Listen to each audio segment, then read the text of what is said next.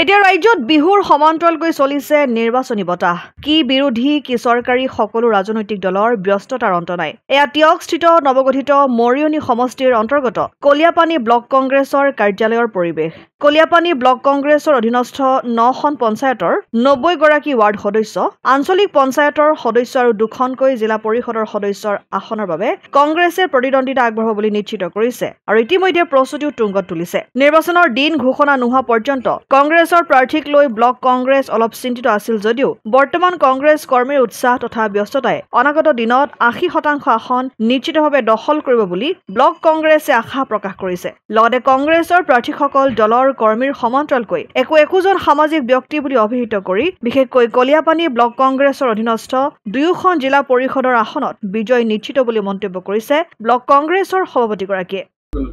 ভাল ভাল ভাল মই আসলতে আজি এসপ্তাহৰ আগলৈকে আমি ভবা নাছিলোঁ আমাৰ যে ৰাইজ আৰু আমাৰ কৰ্মীসকল ইমান উৎফুল্লিত হৈ ইমান উৎসাহিত হৈ যে আগবাঢ়ি আহিব মইতো আজি এসপ্তাহৰ আগত মই নিজেই বিমোৰত কৰিছোঁ কিন্তু যেতিয়া দেখা গ'ল সকলোৰে মাজতে যেতিয়া আমি খবৰ খাতি কৰিলোঁ সকলোৰে মাজতে যেতিয়া আমাৰ গোটেই কথাটো প্ৰচাৰ হ'ল পঞ্চায়তৰ কথাটো তেতিয়া আপুনি আপোনাৰ যেনেকৈ জেলেঙিটো যেনেকৈ এইফালে আমাৰ গাখীৰ খোৱাৰ পৰা আমাৰ ভিতৰুৱা অঞ্চলৰ যিসকল আমাৰ কৰ্মী আছে যিসকল আমাৰ সমৰ্থক আছে সকলোতে ওলাই আহিছে আৰু প্ৰতিটো আমাৰ পঞ্চায়তৰ ৱাৰ্ডতেই আজি তেখেতলোকৰ মনোনয়ন পত্ৰসমূহ আমাৰ এজন এডভোকেট মাতি তেওঁলোকক পৰীক্ষা কৰাইছোঁ আৰু পৰীক্ষাৰ যিমানখিনি নথি পত্ৰ আমি মনোনয়নৰ লগত দিব লাগে সকলো দি আমাৰ আজি কলিয়াপানী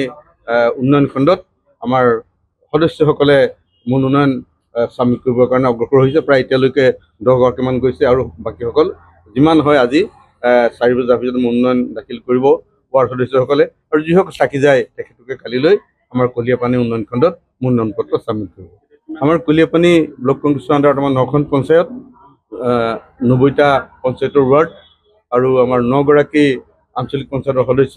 2 গৰাকী 2টা জিলা পৰিষদৰ 2জন সদস্য আমিতো ভাবিছোঁ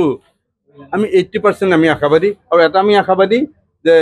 বামুণপুখুৰী জিলা পৰিষদ আমি অনায়াসে দখল কৰিব পাৰিম আৰু আমাৰ বলমা জিলা পৰিষদো আমি অনায়াসে দখল কৰিব পাৰিম এই কাৰণেই আমি যিকেইজন প্ৰাৰ্থীক প্ৰক্ষেপ কৰা হৈছে সেইকেইজন প্ৰাৰ্থীৰ কংগ্ৰেছ দলত যোগদান কৰাৰ পৰা এতিয়ালৈকে সামাজিক ৰাজনৈতিকভাৱে তেখেতলোকৰ যিটো ভাৱমূৰ্তি সেই ভাৱমূৰ্তিটো ৰাইজৰ মাজত অতি সুন্দৰ সেয়ে আমি ভাবিছোঁ দল নিৰ্বিশেষে আমাৰ যিকেইজন প্ৰাৰ্থীক আমি প্ৰাৰ্থী প্ৰদান কৰিছোঁ তেখেতসকলক নিশ্চয় জয় হোৱাত সহায় কৰিব অসম আদিত্য টিয়ক NKS হুণ্ডাইলৈ স্বাগতম নৰ্থ ইষ্টৰ প্ৰথম GDSI 2.0 ফিচাৰ্ছ ডিলাৰ হৈছে NKS হুণ্ডাই অত্যাধুনিক সা সুবিধাৰে তৈয়াৰী most updated হুণ্ডাই ডিলাৰ এতিয়া ডিব্ৰুগড়ত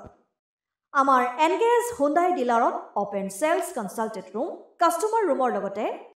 পুৰণি গাড়ীৰ এক্সচেঞ্জ ফেচিলিটিও ৰখা হৈছে ইয়াত সেলছৰ লগতে সাৰ্ভিস সেক্টৰৰ সুন্দৰ সুবিধা আছে প্ৰয়োজনীয় সকলো এডভান্স টুলছ হুইল বেলেন্সিং এলাইনমেন্টৰ অত্যাধুনিক machine post hydraulic lift fully ট্ৰেইনমেন পাৱাৰৰ লগতে nitrogen gas filling facility fully automatic car ৱাছৰ ফেচিলিটিও আছে লগতে NKS হুণ্ডাই ডিলাৰে কাস্টমাৰ সকলৰ সুবিধাৰ্থে মোবাইল সাৰ্ভিস ভেনৰো ব্যৱস্থা ৰাখিছে য'ত হাইড্ৰলিক লিফ্ট ৱাছিং facility wheel balancing tyre pressure check কৰাৰ লগতে বহুখিনি সুবিধাই উপলব্ধ আছে NKS হুণ্ডাইলৈ আহক আৰু সুবিধাসমূহ গ্ৰহণ কৰক